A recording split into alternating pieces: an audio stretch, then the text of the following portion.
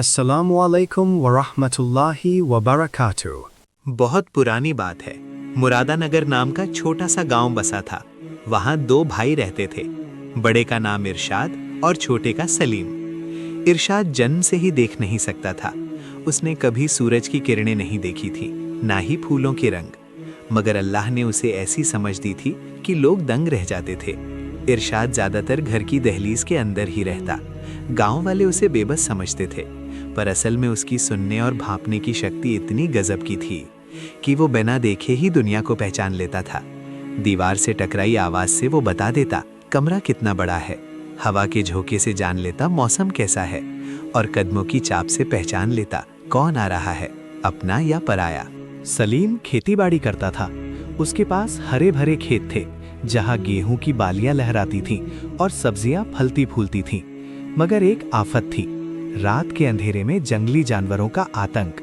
कभी नील गायों का झुंड तो कभी जंगली सुअर, कभी भेड़िए, सब बारी बारी से फसल चटकर जाते।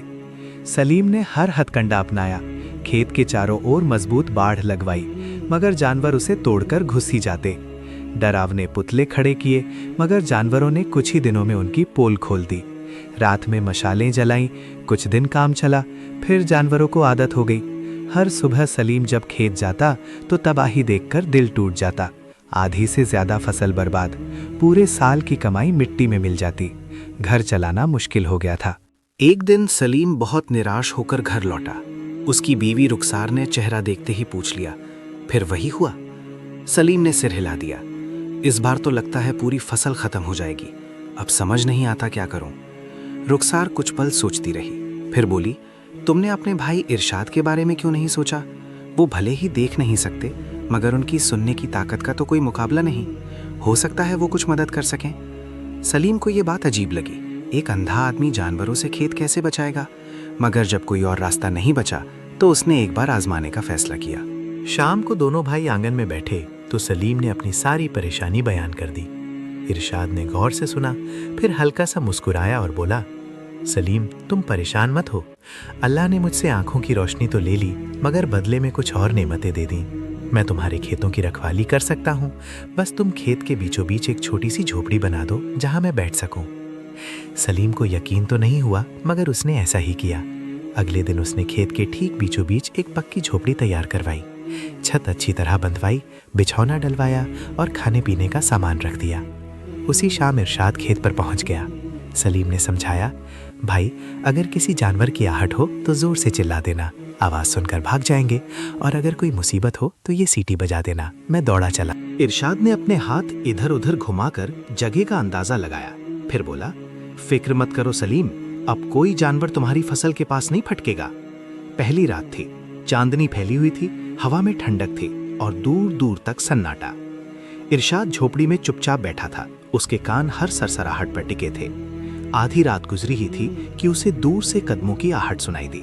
धीरे धीरे वो आहट नजदीक आने लगी। 4 पैरों की चाप थी, भारी जानवर। इरशाद समझ गया नील जाए है। उसने तुरंत जोर से आवाज लगाई, अल्लाहु अकबर, भाग जाओ यहाँ से। इतनी जबरदार आवाज सुनकर जानवर चौंका और भाग खड़ा हुआ। इरशाद के चेहरे पर हल्की सी मुस्कान तैर गई। इसी तरह कई रातें गुजर गईं। इरशाद सारी रात जागता और खेतों की रखवाली करता। जब भी कोई जानवर आता, वो अपनी गरजती आवाज से उसे भगा देता। सलीम हैरान था। इतने दिनों बाद पहली बार फसल बिल्कुल सुरक्षित थी। उसने दिल से अपने भाई की समझदारी को सलाम किया। धीरे धीरे इरशाद को खेत की हर आवाज की पहचान हो गई। हिरण की दौड़ हल्की और तेज होती थी, जंगली सुअर की चाल भारी और लड़खड़ाती हुई, नील गाय के कदम मजबूत मगर ठहरे हुए, और लोमड़ी की चाल बिल्कुल चुपके चुपके। ये काबिलियत देख गांव के दूसरे किसान भी दंग थे। कुछ लोग तो देखने आते कि आखिर ये अंधा आदमी कैसे जानवरों को भगाता है, मगर इरशाद से मिलकर सब समझ जाते कि अल्लाह ने उसे कोई खास सलाहियत दी है। एक दिन सुबह सुबह की बात है। इरशाद अपनी झोपड़ी में बैठा था कि अचानक उसे तेज दौड़ने की आवाज सुनाई दी। कोई जानवर बहुत तेजी से खेत की तरफ आ रहा था, मगर ये आवाज अलग थी, जैसे कोई डरा हुआ हो, किसी के पीछा करने से भाग रहा हो। जानवर खेत के पास आया और बाड़ तोड़कर अंदर घुस गया। इरशाद ने कान लगाकर सुना, हिरनी थी। मगर उसके पीछे पीछे और आवाजें आ रही थीं, घोड़ों की टापें, आदमियों की आवाजें, शिकारी। कुछ ही पल में शिकारियों का दल खेत के बाहर आकर रुक गया। उनके साथ खुद बादशाह जहांगीर थे, उस इलाके के नामी और इंसाफ पसंद बादशाह। वो अपने खास सिपाहियों और दरबारियों के साथ शिकार पर निकले थे। बादशाह को शिकार का बहुत शौक। बादशाह ने अपना घोड़ा रोका और झोपड़ी की तरफ देखा। उन्होंने अपने वजीर रफीक से कहा, जाओ उस शख्स से पूछो कि क्या यहाँ से कोई हिरण गुजरा। वजीर घोड़े से उतरा और इरशाद के पास आया। ऐ शख्स, बादशाह सलामत पूछ रहे हैं, क्या तुमने यहाँ से कोई हिरण जाते देखा? इरशाद ने बिना हिले जवाब दिया, जनाब मैं तो नाबीना हूँ, मुझे कुछ दिखता नहीं, मगर हाँ यहाँ से एक हिरण जरूर गुजरा है। ये सुन वजीर हैरान रह गया। तुम अंधे हो और जानते हो कि हिरण गुजरा, ये कैसे मुमकिन है? इरशाद मुस्कुराया, जनाब अल्लाह ने मुझसे आंखें तो ले ली मगर कान तेज कर दिए, मैं आवाज से सब कुछ समझ लेता हूँ। वजीर ने जाकर बादशाह को सब बताया। बादशाह को ये बात बहुत दिलचस्प लगी। वो खुद घोड़े से उतरे और इरशाद के पास आए। तुम्हारा नाम क्या है? इरशाद, हुजूर। तुम कहते हो तुम अंधे हो, फिर कैसे जाना कि हिरन गुजरा? इरशाद ने अदब से जवाब दिया, हुजूर मैं खेतों की रखवाली करता हूँ। हर जानवर के पैरों की आवाज़ अलग होती है, उसकी दौड़ने की रफ्तार और सांसों से मैं पहचान लेता हूँ। बादशाह और हैरान हुए। चलो बताओ, वो हिरन किधर गया? इरशाद ने हाथ उठाकर एक दिशा में इशारा किया। हुजूर वो उस तरफ गया है, मगर मेरी नज़र में आपको उसका पीछा नहीं करना चाहिए।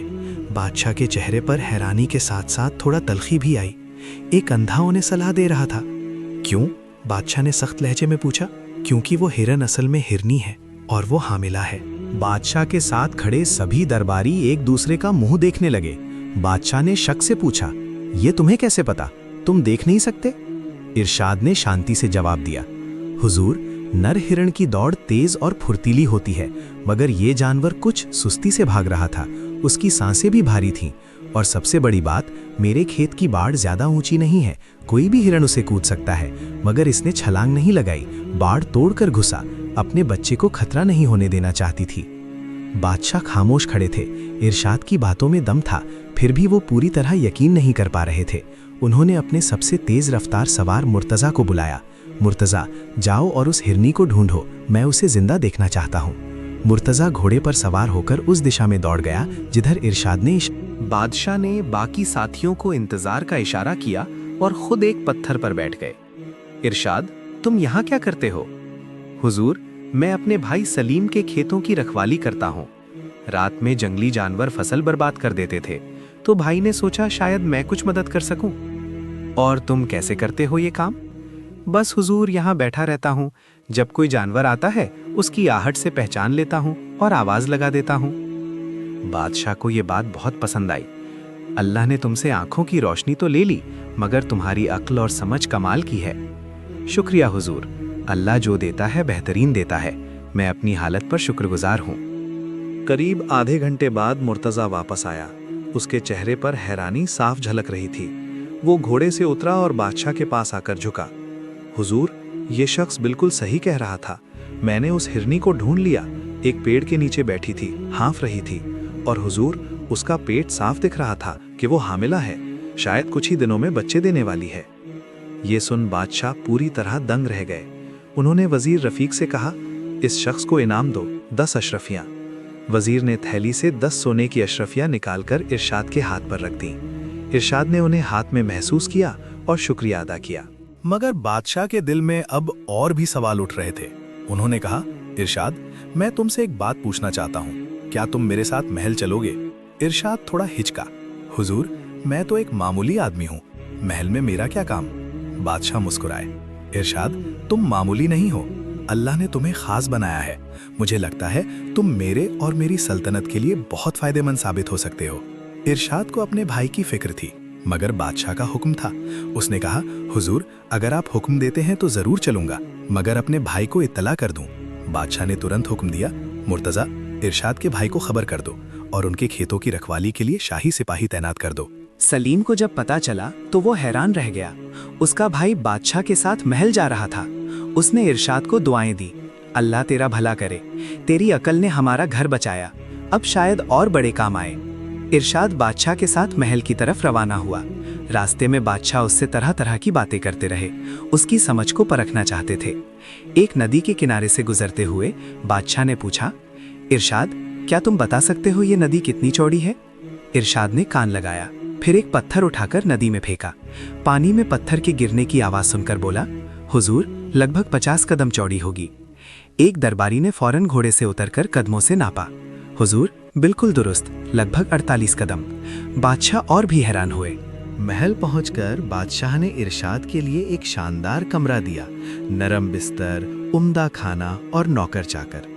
इरशाद पहली बार इतने आराम में था, मगर उसके दिल में अपने भाई और खेत की याद बनी हुई थी। शाम को बादशाह ने उसे दरबार में बुलाया। वहां तमाम वजीर, दरबारी और अमीर लोग मौजूद थे। बादशाह ने सबके सामने ऐलान किया, ये है इरशाद, अल्लाह ने इसे खास सलाहियत दी है। आज से ये महल में रहेगा और अपनी अक्ल व समझ से हमारी मदद करेगा। सबने तालियां बजाईं, मगर कुछ लोगों के चेहरे पर ईर्ष्या थी, खासकर वजीर सलीम, जो बादशाह के खास मुशीर थे। उन्हें ये बात रास नहीं आई कि एक अंधा आदमी बादशाह के इतना करीब आ गया है। उस रात इरशाद अपने कमरे में सो रहा था। अचानक उसे दूर से कुछ फुसफुसाहट सुनाई दी। 2 आदमी बात कर रहे थे। एक ने कहा, ये अंधा कहाँ से आ गया? बादशाह इसे बहुत पसंद करने लगे हैं। दूसरा बोला, हाँ, ये हमारे लिए मुसीबत बन सकता है, हमें कुछ करना होगा वरना हमारी प्लानिंग खराब हो जाएगी। इरशाद ने सब सुन लिया, मगर खामोश रहा। सोचा वक्त आने पर बादशाह को बताएगा। अगली सुबह बादशाह ने इरशाद को महल की सैर करवाई, बाग बगीचे, दरबार, खजाना, हर जगह। दोपहर को खाना खाते हुए बादशाह ने एक अजीब सा सवाल पूछा, इरशाद, मैं तुमसे एक बात पूछना चाहता हूँ। ये सवाल मेरे दिल में बरसों से है। क्या तुम बता सकते हो कि मैं अपने माँ बाप की असली औलाद हूँ या नहीं? इरशाद सहम गया। ये तो बहुत नाजुक मामला था। कोई गलत जवाब उसकी जान भी ले सकता था, मगर झूठ बोलना भी सही नहीं था। उसने अल्लाह का नाम लिया और बोला, हुजूर, ये सवाल बहुत अहम है, मगर मुझे हैरानी है कि आप ये क्यों पूछ रहे हैं? बादशाह ने उदास निगाहों से कहा, इरशाद, ये सवाल मेरे दिल को बरसों से कुरेद रहा है। मेरे अब्बू, अल्लाह उन्हें जन्नत दे, उन्होंने मुझे बहुत प्यार दिया, मेरी अम्मी भी, मगर कभी कभी लगता है जैसे कुछ अधूरा है, कोई राज है। कोई खास वजह हुजूर? हाँ, मेरे अब्बू की शक्ल से मेरी कोई समानता नहीं, ना आवाज़, ना आदतें, और मेरी अम्मी कभी कभी मुझे ऐसे देखती हैं जैसे कुछ कहना चाहती हों मगर कह नहीं पाती। इरशाद ने सोचा, फिर बोला, हुजूर, अगर मैं जवाब दूं तो क्या वादा करेंगे कि जवाब पर गुस्सा नहीं करेंगे, चाहे पसंद आए या ना आए? वादा करता हूँ, सच चाहिए, चाहे कड़वा ही क्यों ना हो। इरशाद धीरे से गहरी सांस ली।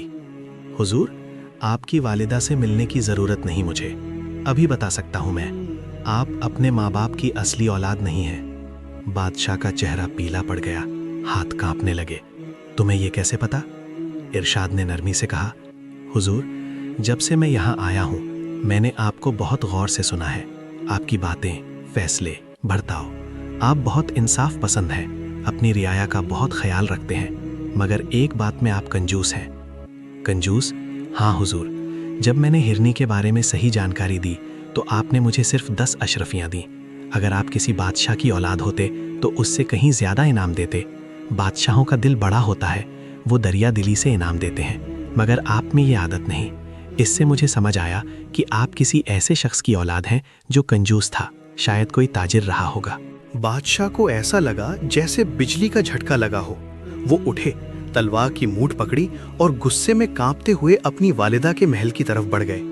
इरशाद समझ गया अब क्या होने वाला है। बादशाह अपनी वालिदा मलिका जुबैदा के कमरे में घुसे। मलिका अपनी सहेलियों के साथ बैठी थी। बेटे को इस हालत में देख वो घबरा गईं। बेटा, क्या हुआ? बादशाह ने तलवार सामने रख दी। अम्मी, मैं आज सच जानना चाहता हूँ। अगर आपने झूठ बोला तो मैं ये तलवार अपने सीने में उतार लूंगा। क्या मैं वाकई अब्बू का बेटा हूँ? मलिका जुबैदा का चेहरा पीला पड़ गया, आंखों में आंसू आ गए। काफी देर खामोशी रही, फिर उन्होंने कांपती आवाज में कहा, बेटा, तुम हमारे अपने नहीं हो। मुझे और तुम्हारे अब्बू को औलाद नहीं थी। बरसों दुआएं मांगी, मगर अल्लाह की मर्जी कुछ और थी। बादशाह को लगा जैसे जमीन खिसक रही है। मलिका ने आगे कहा, तुम्हारे अब्बू के एक बहुत करीबी दोस्त थे, तैमूर। वो बहुत अमीर ताजिर थे, मगर कंजूस भी। उनकी बीवी फरीदा बहुत नेक थी। तुम उनके इकलौते बेटे थे। फिर क्या हुआ? एक रात तैमूर के घर में आग लग गई। बहुत भयंकर आग, कोई नहीं बचा। तैमूर, फरीदा सब जल गए। बस तुम बच गए, क्योंकि तुम बाहर पालने में सो रहे थे। हमने तुम्हें अपना लिया। बादशाह की आंखों से आंसू बह निकले। वो धीरे धीरे जमीन पर बैठ गए। मलिका ने कहा, हमने तुम्हें अपनी औलाद की तरह पाला, कभी ये एहसास नहीं होने दिया। हमने तुमसे सच्ची मोहब्बत की बेटा। काफी देर बाद बादशाह उठे, अपनी अम्मी के पैरों पर झुके और बोले, अम्मी, आपने और अब्बू ने मेरे लिए जो किया वो किसी असली माँ बाप से कम नहीं। मैं आपका शुक्रगुजार हूँ। खून का रिश्ता हो या ना हो, मैं आज भी आपका बेटा हूँ। बादशाह वापस अपने कमरे में आए और इरशाद को बुलाया।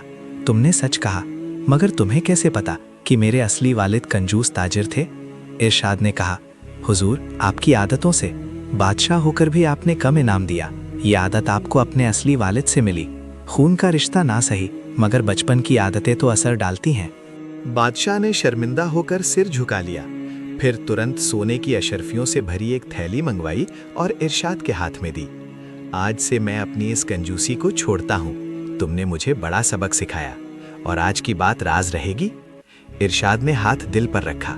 हुजूर, ये राज मेरे साथ कब्र में जाएगा। उस दिन से बादशाह और इरशाद के बीच एक खास रिश्ता बन गया, एतबार और एहतराम का। कुछ दिन बाद बादशाह ने इरशाद को बुलाया। चेहरे पर परेशानी थी। इरशाद, मुझे लगता है दरबार में कोई मेरे खिलाफ साजिश कर रहा है। जासूसों ने कुछ अफवाहें सुनी हैं, मगर पुख्ता सबूत नहीं। इरशाद बोला, हुजूर, मुझे पहली रात से ही शक था। मैंने 2 आदमियों को फुसफुसाते सुना था। कह रहे थे कि मैं उनकी प्लानिंग में रुकावट बन सकता हूँ। तुमने पहले क्यों नहीं बताया? बिना सबूत के आरोप नहीं लगाना चाहता था, मगर अब मदद कर सकता हूँ। कल दरबार लगाइए, मुझे साथ रखिए। मैं हर किसी की आवाज़ सुनूंगा। जो गद्दार होगा उसकी आवाज़ में घबराहट होगी, झूठ बोलने वाले की आवाज़ में कंपन होगा। अगले दिन दरबार लगा। इरशाद ने हर आवाज़ गौर से सुनी। वजीर सलीम की आवाज़ में घबराहट थी। वो जल्दी जल्दी बोल रहा था। दरबार खत्म होने पर इरशाद ने बादशाह से कहा, हुजूर, वजीर सलीम पर सबसे ज्यादा शक है। उसकी आवाज़ में घबराहट थी। सरहदों के बारे में पूछने पर झिझका। बादशाह ने फौरन अपने एतबारी सिपा सालार कासिम को बुलाया। वजीर सलीम पर निगरानी रखो, कहाँ जाता है, किससे मिलता है। कासिम ने अपने जासूस लगा दिए। 1 हफ्ते बाद कासिम बादशाह के पास पहुंचा। हाथ में कुछ खत थे। हुजूर, आपका शक सही था। वजीर सलीम गद्दार है। ये खत पड़ोसी रियासत के बादशाह नासिर से हैं। सलीम उसके साथ मिलकर आपके खिलाफ साजिश कर रहा है। खतों में लिखा था कि सलीम ने सरहदों की फौज कमजोर कर दी है, कुछ दरबारियों को अपने साथ मिला लिया है और सही वक्त का इंतजार कर रहा है। बादशाह ने इरशाद की तरफ देखा। इरशाद, अब क्या करें? इरशाद ने एक तरकीब बताई। हुजूर, कल दरबार में ऐलान कर दीजिए कि खजाने की जिम्मेदारी किसी और को देने वाले हैं और सरहदों पर 2 गुनी फौज तैनात करेंगे। सलीम बेचैन हो जाएगा और जल्दबाजी में कोई गलती करेगा। अगले दिन बादशाह ने ऐसा ही किया। सलीम का चेहरा पीला पड़ गया। उसी रात वो शहर के बाहर पुराने खंडहर में पहुंचा, जहां अमीर यूसुफ और मंत्री तारिक पहले से मौजूद थे। तीनों ने बादशाह नासिर को खत लिखकर हमले का प्लान बनाया, मगर वो नहीं जानते थे कि कासिम के जासूस आसपास छुपे सब सुन रहे थे। जैसे ही सलीम ने खत कबूतर को देने की कोशिश की, सिपाहियों ने उन्हें घेर लिया। तीनों गद्दारों को बादशाह के सामने पेश किया गया। सबूत मिल गए थे। बादशाह ने सख्त लहजे में कहा, सलीम, यूसुफ, तारिक, तुमने मेरे साथ गद्दारी की। मैंने तुम पर एतबार किया, इज्जत दी, मगर तुमने मेरी सल्तनत को खतरे में डाला। तुम्हारी सजा मौत है। बादशाह ने इरशाद की तरफ देखा। इरशाद, तुमने ना सिर्फ मेरी जान बचाई, बल्कि पूरी सल्तनत को तबाही से बचा लिया। मैं तुम्हारा शुक्रगुजार हूँ। इरशाद ने विनम्रता से कहा, हुजूर, मैंने बस अपना फर्ज अदा किया। ये अल्लाह की मेहरबानी है। बादशाह ने इरशाद को सोने की अशरफियों से भरी 3 थैलियां दी और अपना खास मुशीर बना लिया। अब दरबार में उसकी राय को बहुत अहमियत दी जाती थी। एक दिन एक सौदागर महल के दरवाजे पर आया। साथ में एक खूबसूरत सफ़ेद अरबी घोड़ा था। उसने दावा किया कि ये असली अरबी नस्ल का घोड़ा है। कीमत 20,000 अशरफियां। बादशाह ने इरशाद को बुलाया। इरशाद, इस घोड़े के बारे में तुम्हारी क्या राय है? इरशाद ने घोड़े के पास जाकर उसे छुआ, गर्दन, पैर, फिर कान उसकी छाती पर लगाकर सुना। हुजूर, इसे जरा दौड़ाइए। एक सिपाही ने घोड़े को दौड़ाया। इरशाद ने टापों की आवाज़ और दौड़ के बाद की सांसों को गौर से सुना। हुजूर, ये घोड़ा असली अरबी नस्ल का नहीं है। इसकी टापों में वो गूंज नहीं, और सबसे बड़ी बात, ये बीमार है। दौड़ के बाद इसकी सांसें बेकायमा है, दिल की धड़कन में भी खराबी है, ये कभी भी गिर सकता है। सौदागर चीखा, ये अंधा है, इसे क्या पता। मगर बादशाह ने शाही हकीम को बुलाया, जिसने जांच के बाद कहा, हुजूर, इरशाद बिल्कुल सही कह रहे हैं, इस घोड़े को दिल की बीमारी है। बादशाह ने धोखेबाज सौदागर को कैद में डाल दिया और इरशाद को एक बार फिर इनाम दिया। उसी दिन ऐलान किया कि अब से इरशाद उनका खास सलाहकार होगा, कोई भी बड़ा फैसला उसकी राय के बिना नहीं होगा। महीने बीते, इरशाद की शोहरत पूरी सल्तनत में फैल गई। लोग कहते बादशाह के पास एक अंधा मगर बहुत अक्लमंद मुशीर है, जो बिना देखे सब कुछ जान लेता है। एक दिन इरशाद ने बादशाह से इजाजत मांगी कि कुछ दिन अपने भाई से मिलने जाए। बादशाह ने खुशी खुशी इजाजत दी और शाही सवारी व तोहफों के साथ उसके गांव भेजा। सलीम अपने भाई को देखकर बहुत खुश हुआ। इरशाद ने वो सारे तोहफे दिए जो बादशाह ने भेजे थे, और अशरफियां भी, ताकि सलीम आराम से जिंदगी गुजार सके। सलीम ने कहा, अल्लाह ने तुझे जो काबिलियत दी है वो कमाल की है। तू अंधा जरूर है, मगर तेरी बसीरत हम सबसे ज्यादा है। इरशाद मुस्कुराया, ये सब अल्लाह की मेहरबानी है। उसने मुझसे आंखें ले ली, मगर दिल में नूर भर दिया। असली देखना आंखों से नहीं, दिल से होता है। कुछ दिन गांव में बिताकर इरशाद वापस महल लौट आया। उसकी अक्ल और समझ से सल्तनत में अमन रहा। साल बीते, बादशाह की सल्तनत खूब फली फूली। एक दिन बादशाह ने बड़े दरबार का आयोजन किया। पूरी सल्तनत के अमीर और अहम लोग मौजूद थे। बादशाह ने ऐलान किया, आज मैं एक खास ऐलान करना चाहता हूँ। इरशाद, जो कभी एक मामूली किसान का भाई था, आज मेरा सबसे खास मुशीर है। उसकी अक्ल और समझ ने इस सल्तनत को कई बार तबाही से बचाया है। आज से इरशाद को वजीरुल बसीरत का खिताब दिया जाता है, यानी बसीरत वाला वजीर। पूरे दरबार में तालियां गूंज उठी। इरशाद को शाही खिलत पहनाई गई, बड़ी जागीर दी गई, और बादशाह ने खुद उसके माथे पर हाथ रखकर दुआ दी। इरशाद की आंखों में आंसू आ गए। उसने सजदे में सर रख दिया और अल्लाह का शुक्र अदा किया। उस दिन के बाद इरशाद की कहानी पूरी सल्तनत में मशहूर हो गई। बाप अपने बेटों को समझाते, देखो इरशाद को, अंधा था मगर उसने हार नहीं मानी। अल्लाह ने उसे जो दिया उसी में शुक्र किया और अपनी काबिलियत को इस्तेमाल किया। माएँ अपनी बेटियों को कहती, इरशाद ने सिखाया कि असली देखना आंखों से नहीं, दिल और अक्ल से होता है। और इरशाद हमेशा विनम्र रहा, कभी अपनी काबिलियत पर घमंड नहीं किया। हमेशा कहता, मैं तो अल्लाह का एक बंदा हूँ, जो कुछ कर पाया उसी की मेहरबानी से। बरसों बाद जब इरशाद बूढ़ा हुआ, बादशाह ने उससे कहा, इरशाद, तुमने मेरी और मेरी सल्तनत की बहुत खिदमत की। अल्लाह तुम्हें जज़ाए खैर दे। तुम्हारी वजह से मैंने सीखा कि असली अक्ल और समझ आंखों से नहीं, दिल और दिमाग से आती है। इरशाद ने मुस्कुराकर कहा, हुजूर, अल्लाह ने मुझसे बिनाई तो ले ली थी, मगर बसीरत दे दी, और यही सबसे बड़ी नेमत है। आंखें तो सिर्फ दुनिया दिखाती हैं, मगर बसीरत दिल की गहराइयां और हकीकत दिखाती है। और इस तरह इरशाद की कहानी सदियों तक लोगों में मशहूर रही। एक अंधे आदमी की कहानी जिसकी बसीरत ने बादशाह को सही रास्ता दिखाया, सल्तनत को तबाही से बचाया और लोगों को ये सबक दिया कि असली ताकत आंखों में नहीं, अक्ल और दिल में होती है। सीख, ये कहानी हमें सिखाती है कि शारीरिक कमजोरी कभी इंसान की असली पहचान नहीं होती। असली ताकत हमारी सोच, हमारी अक्ल और हमारी बसीरत में है। जो दिल से देखता है वो कभी अंधेरे में नहीं भटकता।